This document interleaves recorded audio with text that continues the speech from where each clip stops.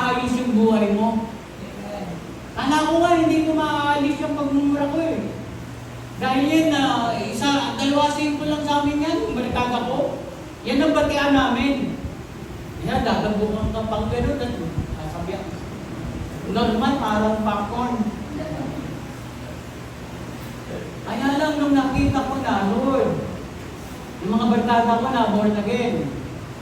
Mga pastor kami ngayon. Doon sa isang lugar, na nakita namin ang kilos ng Diyos kung paano kami ginagawa. Riot din kami, kami din kami. Ngayon, hindi pa usunod yung tinatawag na shabu. Orex, tsaka yung Valium. Panahon na namin noon, 1980s yun. 1970s o 75, 79. Gusto niya, may drugs na rin. Pero, nakita namin mag-barkada. Kanya-kanya na kami nagpapastor ngayon, nakakatuwa.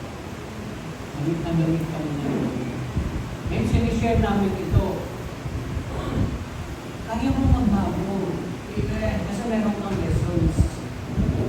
Kaya nawala yun, daan-daan. Idinigil talaga namin. Una, tinanggal yun. Kasi nakakaya naman. Nagsishare kami ng gospel, at tulong muna kami. Kaya wala maniniwala. Diba? Share ka ng share ng kabutihan ni Jesus. May kaligtasan kay Jesus. Tapos sa bandang muli, puro-mura ka naman. Maniniwala ba yung sineshare mo nun? Walang maniniwala dahil wala kang pagbabago sa buhay.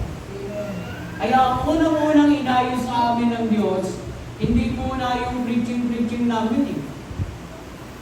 Yung buhay muna namin dahil maraming naniwala kasi lamang kami ng kalye, mga barabado. Pero ang kagandahan naman doon, lahat naman yung barkada ko, mga college graduate naman, nakatapos na kami. Kaya nakakatuwa. Siyempre, una, yun nga, doon na nag-dwell. Ito na yung uulitin ko na. Ito na yung buhay na ibinigay na bago, doon na tayo lumakad. Pabayaan na natin yung luma. Huwag na natin lumakad. Pwede ba yun? Amen!